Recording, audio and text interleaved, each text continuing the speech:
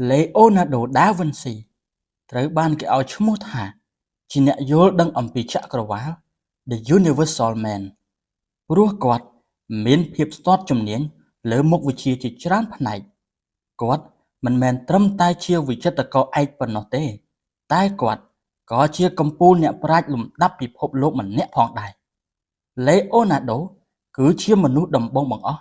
ដែលសិក្សាអំពីខ្លួនប្រាណរបស់មនុស្សបានយ៉ាងល្អិតល្អន់ទាំងខាងក្នុងនិងខាងក្រៅជាកំពូលវិស្វករប្រឌិតគ្រឿងចក្រនិងអាវុធយុទ្ធោបករណ៍ជាច្រើនប្រភេទជារុក្ខវិទូដែលគូររូបរុក្ខជាតិពូជអម្បូរផ្សេងៗដើម្បីបែងចែកជាប្រភេទបានយ៉ាងច្បាស់លាស់ហើយគាត់ក៏ជាអ្នកមានចំណេះដឹងជ្រៅជ្រះផ្នែកវិទ្យាសាស្ត្រលើសពីអ្នកផងទាំងពួងក្នុងសម័យនោះផងដែរស្នាដៃនិមិត្តកម្មលឿនហួសសម័យ Leonardo da Vinci ចូលចិត្តគូសរូបមកតាំងពីនៅក្មេងហើយរូបគំនូរដែលគាត់គូសសុទ្ធតែដូចរូបពិតដូច្នោះឯងគាត់ចូលចិត្តភាពស្ងប់ស្ងាត់ចូលចិត្តដើរកម្សាន្តទៅតាមទីជនបទមិនចូលចិត្តរៀនអក្សរតែចូលចិត្តរៀនស្វែងយល់ពីធម្មជាតិដោយខ្លួនឯងរហូតយល់ដឹងនៅបែបបទធម្មជាតិបានយ៉ាងល្អនិងអាចយកមកអនុវត្តនៅក្នុងវិស័យវិស្វកម្មនាពេលក្រោយៗមកធ្វើឲ្យគាត់មានកេរ្តិ៍ឈ្មោះល្បីល្បាញពីគំនិតប្រឌិតនិមិត្តកម្មដែលកើតមកដល់បច្ចុប្បន្ននេះលោក Piero ជាឪពុករបស់ Leonardo តែងសង្កេតមើលពីទេពកោសល្យពីកំណើតរបស់កូនគាត់ជារៀងរហូតមកមានរឿងដំណាលថាកាលពី Leonardo da Vinci ចូលដល់វ័យជំទង់មានអ្នកស្រែម្នាក់បានផ្ញើកំណាត់ឈើប្រណិតរាងមូលមួយកង់ផ្ញើមកឲ្យលោក Piero យកទៅឲ្យជាងនៅទីក្រុង Florence ឆ្លាក់ជារូបភាពទុកតាំងលម្អផ្ទះតែគាត់បែរជាយកកំណាត់ឈើនោះមកឲ្យ Leonardo ឆ្លាក់ជំនួសទៅវិញគេបានឆ្លាក់ជារូបសត្វចម្លែកពិសេសដោយយកសត្វចិញ្ចក់បង្គួយពស់ប្រចៀវនិងដង្កូវមកធ្វើជាគំរូនៅក្នុងការគូររូបនេះ Leonardo រវល់តែជក់ចិត្តនៅក្នុងការគូររូបគំនូររហូតដល់ភ្លេចពិនិត្យមើលថា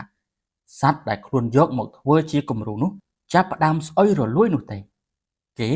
ក៏ចេះតែបន្តគូរទាំងស្អុយដូច្នោះទៅលុះឪពុកមកឃើញរូបគំនូរទាំងនោះគាត់មានការភ្ញាក់ផ្អើលជាខ្លាំងនឹងរូបភាពដែលដូចទៅនឹងរូបពិតទាំងអស់នោះពេលនោះហើយដែលលោកម្ចាស់ Piero ដឹងច្បាស់នៅក្នុងចិត្តថាកូនប្រុសមានទេពកោសល្យខ្ពស់នៅក្នុងការគូររូបគំនូរទើបគាត់គិតថា Leonardo da Vinci នឹងក្លាយជាវិចិត្រករដ៏ល្បីល្បាញជាក់ជាមិនខានមានថ្វីដៃកំពូលនៅក្នុងក្រុង Florence ស្នាដៃដំបូងបំផុតរបស់ Leonardo ត្រូវបានបង្ហាញឡើងតាមរយៈស្នាដៃវិចិត្រកម្មរបស់ Verrocchio ក្នុងរូបភាពពិធីកម្មស្រោចទឹកព្រះយេស៊ូវដោយមាន Verrocchio ជាអ្នករចនាទ្រង់ទ្រាយរូបភាពគូសព្រាងតួអង្គនិងគ្រោងសំខាន់ហើយឲ្យ Leonardo ជាអ្នកគូសបន្ថែមប្លង់ខាងក្រោយនៃគំនូររូបទេវទូតបន្ទាប់មកគូសបន្ថែមលើរូបព្រះយេស៊ូវដែលគូសជិតរួចរាល់នោះតែរូបភាពដែល Leonardo បានគូសនោះមានលក្ខណៈរស់រវើកនិងល្អិតល្អន់ជាងរូបដែល Verrocchio គូសទៅទៀតនិងមើលទៅឃើញថាខុសគ្នាដាច់ស្រឡះតែម្ដងរូបភាពទាំងនោះគូសឡើងដោយថ្នាំប្រេងដែលចាត់ទុកថាជាបច្ចេកទេសផាត់ពណ៌បែបថ្មីនាំចូលមកពីប្រទេសហូឡង់ចំណែកផ្នែកផ្សេងទៀតនៃគំនូរត្រូវបានគូសឡើងដោយពណ៌ដីទាំងអស់ Verrocchio មានការភ្ញាក់ផ្អើលចំពោះស្នាដៃរបស់សិស្សម្នាក់នេះជាខ្លាំងរហូតធ្វើឲ្យគាត់សុខចិត្តបញ្ចប់អាជីពជាវិចិត្រករតាំងពីពេលនោះមកព្រោះគាត់គិតថាទឹកដៃគំនូររបស់ខ្លួនមិនអាចប្រៀបផ្ទឹមទៅនឹងស្នាដៃរបស់ Leonardo បានឡើយបន្ទាប់ពីប្រកបអាជីពជាវិចិត្រករឯកនៅក្នុងទីក្រុង Florence បានរយៈពេលប្រហែល5ឆ្នាំរួចមក Leonardo ក៏ផ្លាស់ទៅនៅទីក្រុងមីឡានវិញជោគជ័យដ៏ត្រចះត្រចង់នៅមីឡាន Ludovico Sforza ដែលជាលោកម្ចាស់នៃទីក្រុងមីឡានកំពុងតែស្វែងរកវិចិត្រករដែលមានថ្វីដៃខ្ពស់ដើម្បីសាងរូបសំណាកសម្រិតជារូបព្រះបិតាដែលកំពុងជិះសេះទើប Leonardo ស្នើសុំធ្វើជាជាងចម្លាក់រូបសំណាកនោះដោយសរសេរសម្បត្តិរៀបរាប់ថាខ្លួនមានសមត្ថភាពច្នៃទ្រង់ទ្រាយផ្សេងបានរហូតដល់10យ៉ាង ទាំងក្នុងពេលដែលមានសង្គ្រាមឬសន្តិភាពដូចជាស្ពានដែលធន់ទៅនឹងភ្លើងស្រាលតែរឹងមាំដែលអាចលើកទៅណាមកណាឬរៀបសារជាថ្មីបានដោយងាយចេះទាំងវិធីធ្វើរួមក្រោមដីបន្លំចូលទៅក្នុងជំរំរបស់សត្រូវដោយមិនឲ្យសត្រូវដឹងខ្លួនជាដើមក្រៅពីនេះខ្លួនមានសមត្ថភាពផ្នែកវិចិត្រកម្មហើយសម្របខ្លួនក្នុងការសាងរូបសំណាកស្វសាឲ្យទៀតផងទីបំផុតលេអូណាដូក៏ត្រូវបានគេជ្រើសរើសឲ្យធ្វើកិច្ចការនេះដោយបំណងមែនក្នុងរយៈពេលនោះលេអូណាដូជក់ចិត្តនឹងកិច្ចការវិស្វកម្មជាខ្លាំងស្ទើរតែភ្លេចអំពីកិច្ចការសិល្បៈរបស់ខ្លួនអស់រលីងក្រៅពីនោះលេអូណាដូបានក្លាយជាបុគ្គលសំខាន់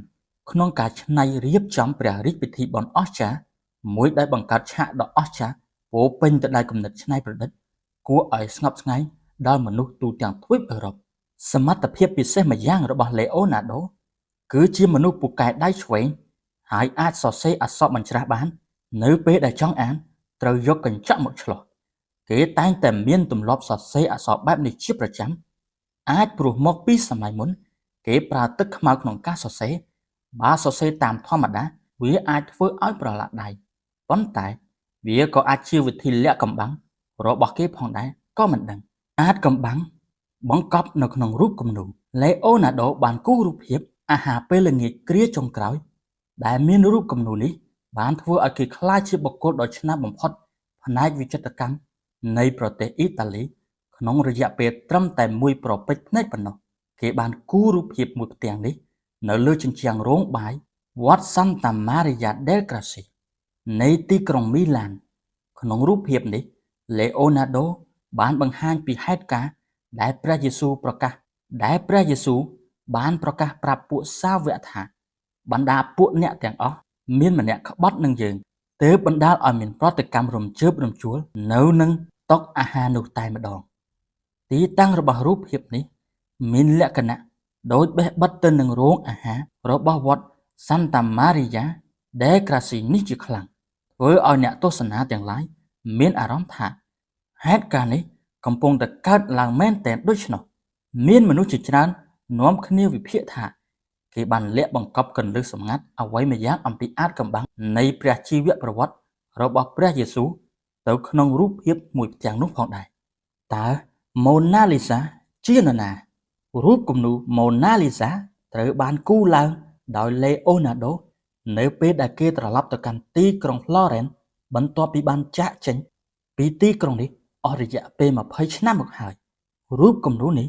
ត្រូវបានគេចាត់ទុកថាជាគំនូរដ៏ល្បីល្បាញបំផុតនៅក្នុងចំណោមស្នាដៃទាំងអស់របស់ Leonardo មានភស្តុតាងបញ្ជាក់ថារូបនេះជារូបរបស់ Lisa del Gioconda តែជាភរិយារបស់ចៅហ្វាយក្រុង Florence គេចំណាយពេលគូររូបនេះអស់រយៈពេល4ឆ្នាំដោយគូឆ្លាស់គ្នាចុះឡើងជាមួយនឹងគំនូរផ្សេងៗទៀតទើបបណ្ដាលឲ្យកើតមានក្តីសង្ស័យថារូបពិតរបស់ Mona Lisa ប្រហែលជាពុំមានស្នាមញញឹមដូច្នោះទេម្ចាស់នៃស្នាមញញឹមពិតប្រាកដអាចជាប្រពន្ធលួចលាក់ឬអាចជាមិត្តរបស់គេឬអាចជាតួអង្គតំណាងឲ្យស្ត្រីទាំងឡាយដែលគេធ្លាប់ស្គាល់ដោយចំណាយពេលច្រើនម៉ោងនៅក្នុងការពិនិត្យសង្កេតអំពីរូបរាងឬជួនកាល Mona Lisa អាចជារូបរបស់ Leonardo ខ្លួនឯងតែតែងកាយជាស្រីក៏មិនដឹងព្រោះធ្លាប់មានគេយករូបភាព Leonardo និង Mona Lisa ទៅស្កេនវិភាគតាមកុំព្យូទ័រឃើញថាមានចំណុចស្រដៀងគ្នាទៅលើផ្ទៃមុខរបស់អ្នកទាំងពីរគួរឲ្យសង្ស័យរូបភាពរបស់ Mona Lisa គឺជារូបគំនូរដែលមានទ្រង់ទ្រាយការតុបតែងប្រកបដោយភាពប៉ិនប្រសប់គួរឲ្យស្ងើចសរសើរក្រៃលែងគឺជារូបគំនូរដែលគួរយកមកសិក្សាពីការដាក់ស្រមោលពីរូបរាងនិងបច្ចេកទេសផ្សេងៗក្នុងការទុកគម្លាតដែលធ្វើឲ្យរូបភាពនេះមានភាពសមល្អឥតខ្ចោះរកចំណុចរិះគន់មិនឃើញដែលចាត់ទុកដូចជារូបពិតៗហើយទន្ទឹមនឹងនេះដែរស្នាមញញឹមដែលបង្កប់នៅប្រស្នាអាថ៌កំបាំងរបស់នាងនៅតែមិនទាន់មានអ្នកណាម្នាក់អាចបកស្រាយបាននៅឡើយព្រឹត្តិការណ៍សំខាន់ Leonardo da Vinci កើតនៅថ្ងៃទី15ខែមេសាឆ្នាំ1452ក្នុងភូមិវិនស៊ីប្រទេសអ៊ីតាលីចូលរៀនគូរគំនូរជាមួយនឹង Verrocchio នៅក្រុង Florence ឆ្នាំ1466គូគំនូរទេវទូតក្នុងរូបភាពពិធីស្រោចទឹកព្រះយេស៊ូវរួមនឹង Verrocchio ក្នុងឆ្នាំ1472ផ្លាស់ទៅនៅទីក្រុងមីឡានណែនាំខ្លួនដល់លោកម្ចាស់ក្រុងនៅឆ្នាំ1482ឆ្នាំ1484ចាប់ផ្ដើមសាងរូបបដិមា Francisco Jesus គូររូបអាហារពេលល្ងាចគ្រាចុងក្រោយជិតហើយស្រេចបាច់នៅឆ្នាំ1498ចាប់ផ្ដើមគូររូប Mona Lisa នៅឆ្នាំ1503និងជិតហើយស្រេចនៅឆ្នាំ1506ឪពុកទទួលអនិច្ចកម្មនៅថ្ងៃទី9ខែកក្កដាឆ្នាំ1504នៅឆ្នាំ1513ធ្វើដំណើរទៅកាន់ទីក្រុងរ៉ូមនៅឆ្នាំ1517រស់នៅឯវិមាន Close នាទីក្រុង Ambus ទទួលមរណភាពនៅថ្ងៃទី2ខែឧសភាឆ្នាំ1519ក្នុងជន្មាយុ67ឆ្នាំ